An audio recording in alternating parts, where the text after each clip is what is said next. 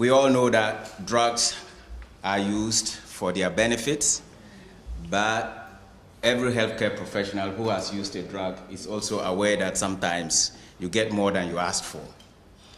And the only way we can keep track of these issues that arise as a result of either a drug acting the way it's supposed to act or acting aberrantly is to keep an eye out for them. And in that case, you have to be vigilant when you use these drugs. And vigilancy often goes with both the practitioner, the patient, and regulatory authorities. I think today's talks are going to concentrate on the experiences of various regulatory authorities in monitoring and reporting and documenting adverse drug reactions and the safety of drug utilization. I do not have detailed CVs of all the speakers, and so I would be very brief in inviting them to come up. If a speaker comes up and hasn't already been introduced to the audience in yesterday's session, please be kind enough to introduce yourself to the session so we know who you are, that you are talking to us as an authority. That's the first thing. The second thing is we are starting a little bit late, which is not very unusual in Kuwait and this part of the world. And so we will try and manage the time judiciously as we can. So I would advise speakers to use their time judiciously. Also, the program as it stands does not allow for questions between speakers. Therefore, hold your questions until the end of the session, and then you would be given an opportunity to ask questions and direct them specifically to a speaker that you want to clear your mind about something. Without further ado, I'd like to welcome Professor Stuart Walker.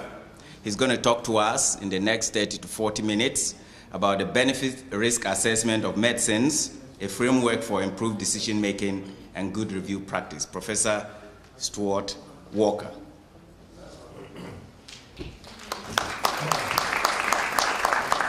Well, thank you very much, Samuel. I welcome this opportunity of perhaps looking a little bit wider than we've been looking over the last day, just at pharmacovigilance. And I want to share with you some ideas which may or may not be new to you about how do you make benefit risk assessment for good decision making. And what I want to do over the next 35, I hope, minutes is first of all to talk about why I feel it's important to look at benefit risk assessment of medicines.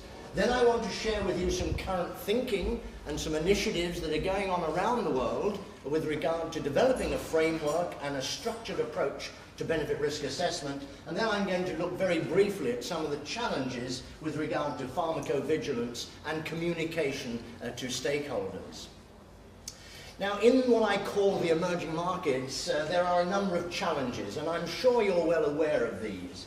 There's the whole business of harmonization of requirements, there's intellectual property protection, recognition of approvals in other countries when an agency in this part of the world comes to look at a new medicine, communication, regulatory review, whether an agency or not has a tracking system to be able to monitor what it's doing, because if you don't monitor what you do, in fact, you won't be able to improve it. There's the whole business of GMP, local clinical trials, should they or should they not be done in all countries of the world.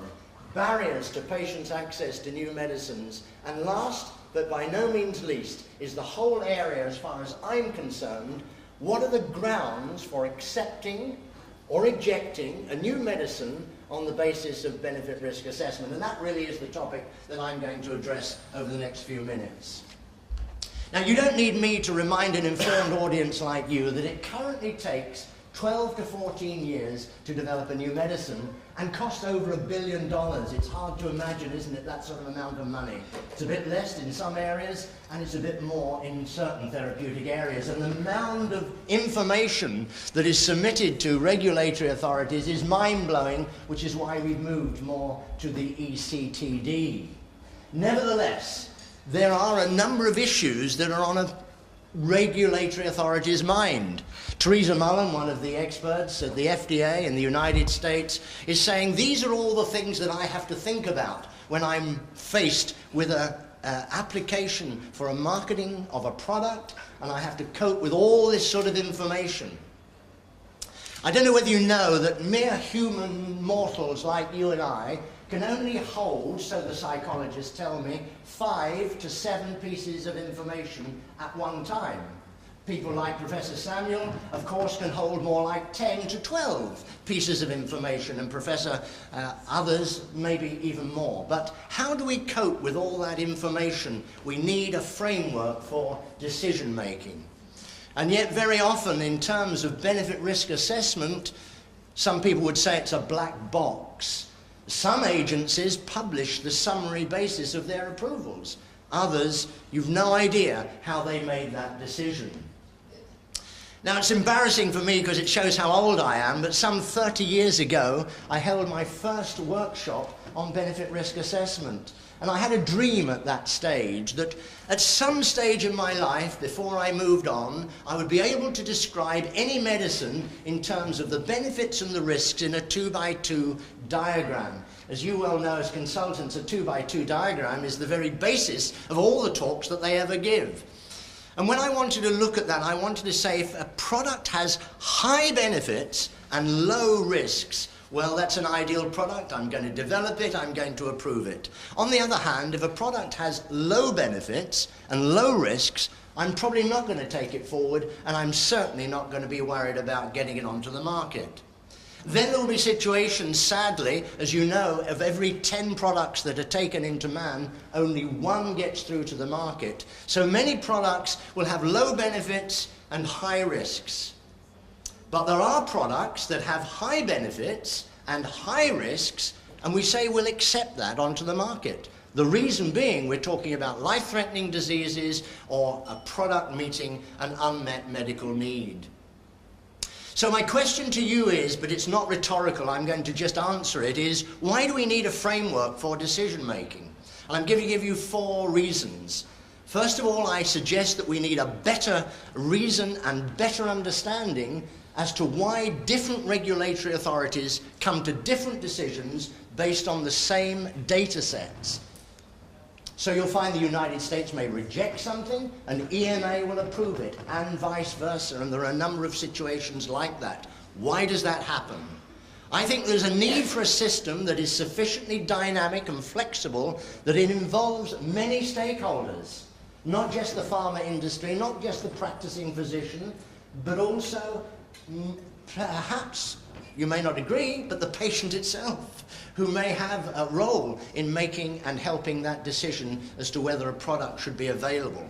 Thirdly, I'm going to suggest that the current approaches are somewhat inconsistent, not only on the part of the industry, but also on the part of the agencies. And sometimes it is not transparent at all. If any of you have looked at submissions made by pharma companies, and you look for the section on benefit risk assessment, it will be often couched in discursive terms and not very transparent and obvious.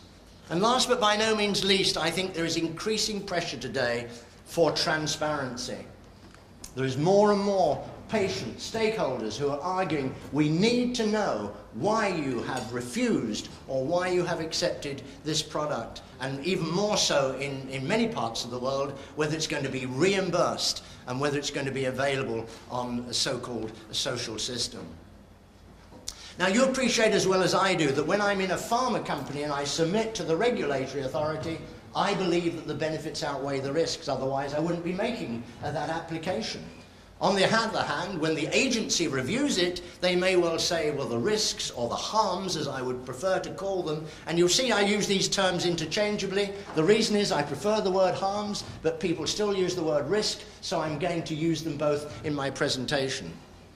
But what you may or may not realize, that all of us at some stage in our life will be patients, and when you ask a patient, they may well say that they're prepared to accept more harms than an agency might, or even the pharma company. They're prepared to take more risk in one sense, in terms of adverse effects, compared with maybe the benefits that they see. And so we have different perspectives. And that's why I'm suggesting that a framework is required to take account of the data that is available to the regulatory agency. You shouldn't have to reanalyze the data in terms of benefit risk assessment. And you might say, well, we've moved now from efficacy and safety to benefit risk assessment. That's a slightly different perception and the way of looking at things, which I want to present to you today. But it's only agencies like the Food and Drug Administration in the States that have so many reviewers that they can reanalyze all the data. I was talking to the head of statistics recently at the FDA, who was complaining to me because he only had, wait for it, 180 statisticians. And he was saying this is totally inadequate for what I'm trying to do. Well, I don't know how many statisticians are in the agencies in the audience today, but that was his complaint. Whatever we submit and whatever we do in terms of a framework for benefit risk assessment, it has to closely match what the agencies are doing, whether it's qualitative or quantitative. I believe we need a framework that takes us throughout the life cycle, from submission and development to the review to the post-marketing era. And of course, we're familiar from yesterday about the periodic benefit risk evaluation reports that are now mandated by the ICH regions. And lastly, it must apply to all medicines, including vaccines and OTC products. Theresa Mullen, who I already quoted, said from the United States, a framework that accurately and concisely describes the benefits and risks consideration will help the FDA reviewers apply, note these words, I shall keep repeating them, a structured approach to regulatory decision making. And Jason Furlow, who's one of the senior medical advisors and reviewers at the TGA in Australia, said such a framework should be flexible, enough to accommodate the needs of all stakeholders, but it should enhance, note these words, predictability, transparency, accountability and usability of the evaluations throughout the life cycle of that medicine. So the agencies in certain parts of the world are saying that benefit risk assessment and a framework and a structured approach is an absolute necessity.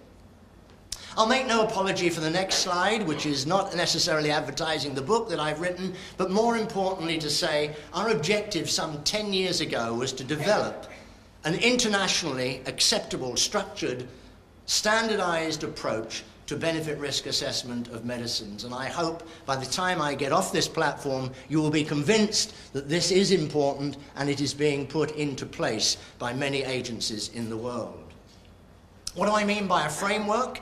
It's a set of principles or guidelines or tools to guide decision makers. And when you see these words, selecting, organizing, understanding, summarizing, communicating, you'll see words like that which were incorporated into any definition that has been used in regard to pharmacovigilance. And so what I'm suggesting while I'm focusing on the development and the review area, I believe these principles apply to the pharmacovigilance. And so with that sort of background, I just want to share with you some current initiatives and current thinking from some parts of the world that I hope might be helpful to you in this region. Now, there are many people who would argue that decision-making is an art, not a science. You know, when somebody presents me with information, I assimilate it, and I have a gut reaction to that particular issue. There's a book called Fast Thinking and Slow Thinking, which describes all the methodologies around for making decisions, and some people would say it is an art. I'm going to suggest that if you look at the literature, you'll find that there is a science of decision making, and I hope that that will become obvious with some of my further slides. So let's look at some of the current initiatives. We have to mention what's happening in the States. We have to mention what's happening in Europe. There have been a group of pharma companies called the Pharma BRAT, which is the Benefit Risk Assessment Team, that have developed a framework, and I'm sad to say I have to present my own framework as well, which I think in many ways accommodates or subsumes all of the other frameworks that have been developed over the last 10 years. A framework that accurately and concisely describes benefit and risk considerations, the FDA said, will help review staff, and they certainly need help, to have a structured approach to regulatory decision making. It's important, of course, this is almost an accepted fact, that you need to look at the decision context. What are you treating? What are the alternatives that are available? And I believe as we move forward in this 21st century, we will have to include the patients more and more in decision making. And that may not be the situation, I'm interested in your views, but it's certainly happening in the rest of the world. So the framework that the FDA have developed is a 5-step framework, and it's pretty obvious when you look at it. They're looking at the analysis of the condition, whether this product is meeting an unmet medical need, what are the clinical benefits, what are the clinical risks, and so-called risk management plans. I would prefer them, if they'd read the IOM report, to talk about benefit risk management plans. Just the same as the EMA, in their forward agenda and their roadmap for the future, talk about benefit risk assessment. I absolutely believe it's fundamental that you cannot consider risks in the absence of benefits. You need to look at both at the same time. And what they're doing is they're looking at, sorry, I'll just go back. They're looking at the summary of the evidence, and they're looking at the conclusions, and they're, of course, looking at uncertainty at the same time. So that's their structure. It's going through 5 different steps. Of course, this particular framework would be filled out with much more data as they document their decisions. So that's their framework.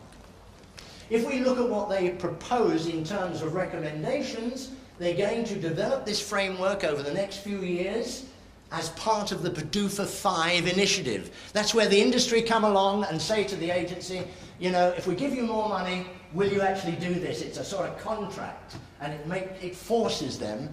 I wonder if they didn't have that contract in place, whether they would have done this, but that's another story. And they're going to hold public workshops, and they're going to arrange a number of workshops for patient advocacy groups in a number of disease areas. They've already held several of them, and over the next 5 years they're going to hold some 20 of these to learn from patients. What do they think about their disease? What are they looking for in treatment? And I think it's a sad fact that for years, either the pharma industry or the agencies have not recognized the importance of patients. Without patients, there would be no pharma industry.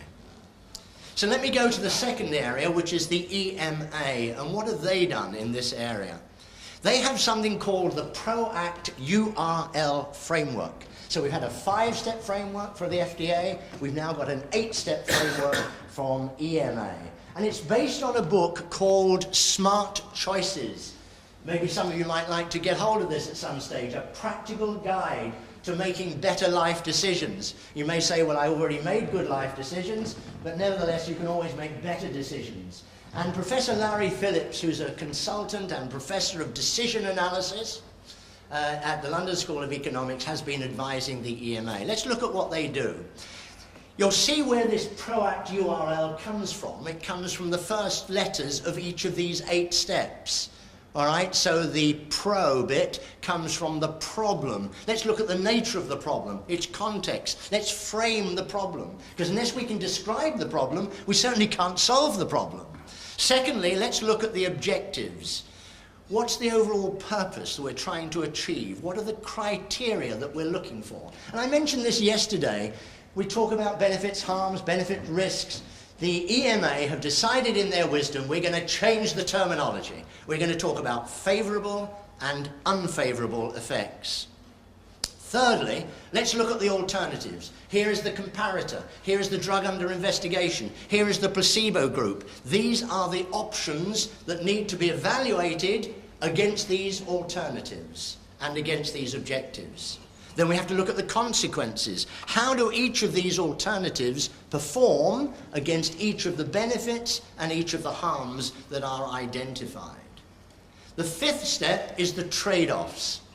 That's the difficult bit. That's the bit where the experts tell me that's sort of intuitive. If you ask a Bob Temple, who's one of the leading authorities at the FDA in the United States, he says, well, I've got 30 years experience, I've got a whole team of people, I take all this data, I internalize it, and then I give you my opinion, and most often it's right. And that's how to balance the favourable against the unfavourable.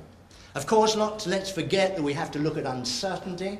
There is always uncertainty. We always don't have enough information or enough patients, or indeed the structure of the studies isn't exactly what we would like, or there's not enough information there to do a statistical analysis, which is why you need the 180 statisticians. And then we have to look at risk tolerance. I just want to emphasize this because this may be a new concept to you, and it certainly was to me a few years ago. I don't know whether you discuss amongst yourselves whether you are risk averse or whether you accept risks more easily. Some of us, as we get older, become more risk averse. And individuals are different in the way in which they look at risk. Now you might say, well, when you come to the scientific approach, of course, if you look at a bunch of regulators, they must have a consistent approach. They must take the same attitude towards favourable and unfavourable effects. I'm going to give you an illustration in a moment to show that that is not true. There's been some excellent work by Andrea Bayer working with EMA, who's looked by psychological and other means at reviewers to show that they have a different perception as to how they look at risk. And then lastly, what the EMA called linked decisions, and that is how consistent are their decisions if they look back over time or if they look forward in relation to other decisions that they've made for similar products in the same therapeutic area. Let me just give you a simple example about risk tolerance. I have to say, and my children tell me that I'm very risk averse. I really don't want to take a risk. I'm very much more wanting to be in my comfort zone. So when I travel, I always want to go in the same seat in the plane if I can afford it or somebody else is paying for me. I always want to go back to the same hotels because that's where I feel comfortable. And so I'm not looking for a risky environment. But my son, he was happy, without my knowledge and permission, to do a bungee jump some time ago. He didn't see that the risks of maybe his back or retinal detachment would outweigh the adrenaline rush and the thrill of doing a bungee jump. So we're both working with the industry. He works for a major pharma company. We're both following the same path, but he has a totally different perception than I do, and that indicates the difference in risk tolerance. I want to come now to the Pharma Industries Initiative, and maybe about a dozen companies have worked together over the last few years. All these organizations have worked independently, and they've developed a 6-step. So we have a 5-step from FDA, we have an 8-step from the EMA, and this is the 6-step from the framework from BRAT. Define the decision context, identify and select benefit risk outcomes. I won't go through it, but you'll see it's the same sort of steps, maybe described in a slightly different way. And so I come to the CIRS, Consortium on Benefit Risk Assessment. This to me, of course, is most interesting because I've developed it, and what we have been doing is working with countries around the world and with agencies. The background to this was 4 medium-sized established agencies, Health Canada, TGA in Australia, Health Sciences Agency in Singapore, and Swissmedic came to us and said, I tell you what we want to do. We want to do shared and joint reviews. I know that in the Gulf region, through the centralized procedure, of course, there are shared and joint reviews. And so the first thing I said to them, well, what sort of model are you going to use? Do you have a common assessment template? I'm knocking here because I don't believe that agencies can collaborate unless they do have a common assessment template. And they said, well, we don't.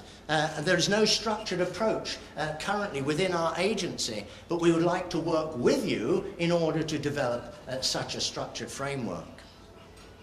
I was very pleased when they agreed that we should use the EMA guidance document, which was published in 2008, looking at benefit risk assessment for the evaluation of new active substances.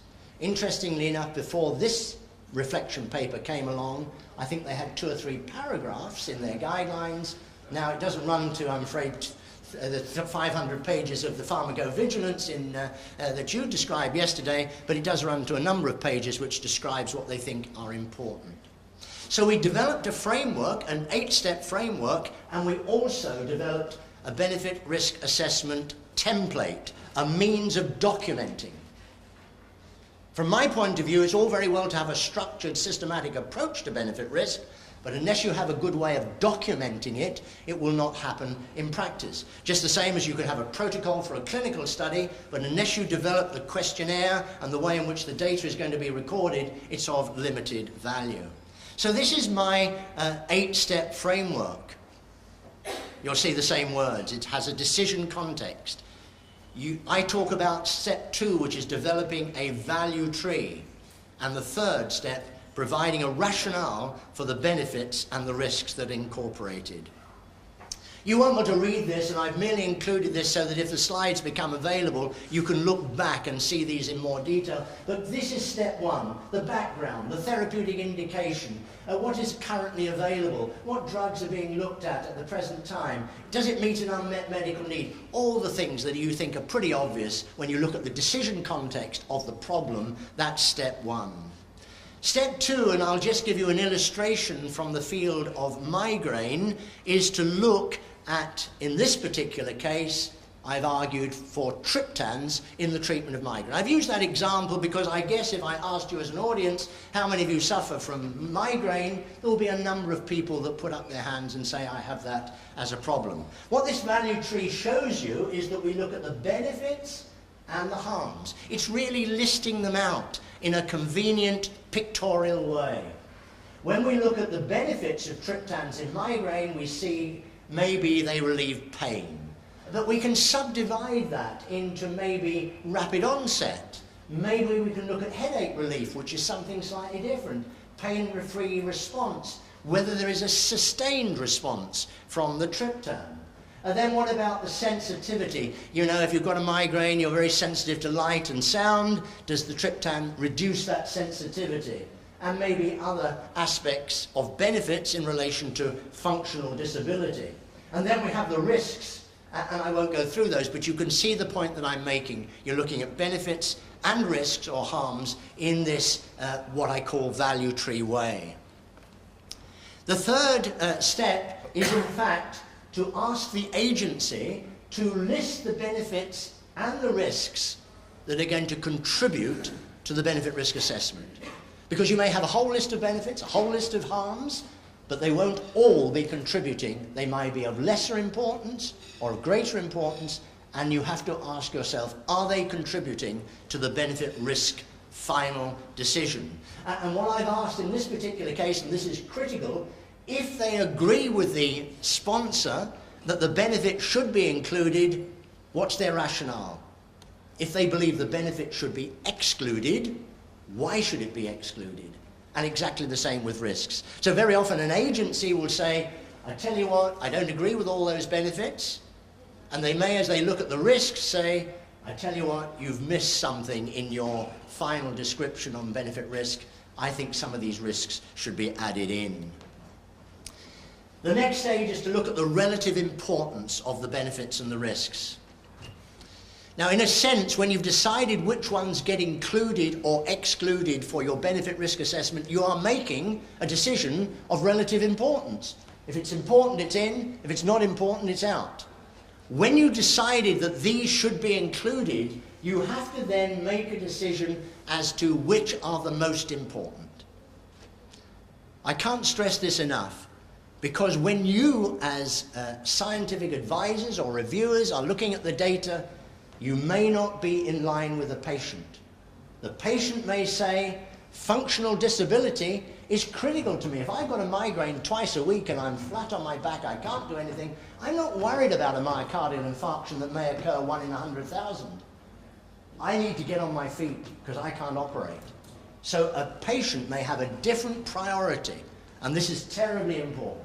Scoring or valuing of the options, this is looking at the drug under investigation, the comparator, the placebo, how do they rate those against the benefits and the harms, and of course looking at uncertainty is critically important as well. And in this particular documentation system, we ask for the benefits to be listed, their value or their importance, and look at the various parameters and describe them in an appropriate way so that there is a paper trail for the decision-making process.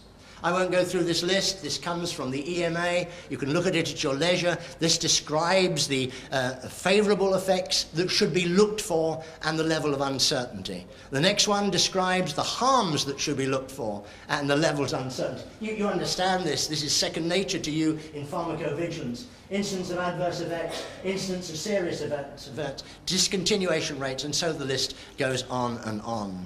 And then my last two steps of this 8-step framework is to have a visual representation. There's many studies that are being done now with tornado diagrams and other types of visual representations, where somebody once said a picture is worth 1,000 words, and it's much nicer if you can get it into some sort of pictorial representation. And the last area is the expert judgment. And that describes really the process that I've been talking about. In the pink sheet, just a couple of years ago, this was reported, an international group of regulators and industry. This is not something that one consultant has developed on an individual basis. This has the support of many agencies and many companies who said that now is a framework of 8 steps setting out the drug's benefits and risks that could set the stage for a global approach to evaluating medicines. So this is the 8-step, and what is the principle behind this? To improve predictability of the regulatory review, to provide confidence to stakeholders, to accelerate patients' access, and ultimately to help in the re-evaluation in the marketplace, which obviously is the whole area of pharmacovigilance. Now, what are the advantages of having a structured, systematic framework for benefit risk assessment? I believe it enhances objectivity and transparency. I believe it will help us in reviewing the consistency of decisions made by the regulatory authorities. I believe it will make for a better understanding and a more rational explanation of why different agencies come to different decisions based on the same data sets. I think it will be of value in providing a training tool for individual agencies and companies. It will allow us to re-evaluate the data, and it will allow us also to do this reassessment and to face up to these periodic benefit risk evaluation reports that are now part of the ICH program. I show this slide to tell you that there are now 10 agencies around the world who are evaluating this framework. Not only the framework, but the documentation system that they're putting in place in their agencies. And they are arguing now for the case that this not only helps them in documenting what they're doing, but it is also an aid to decision making. And so my last 2 minutes, and I'm endeavouring to meet my timelines, let's just think about it in terms of challenges for pharmacovigilance.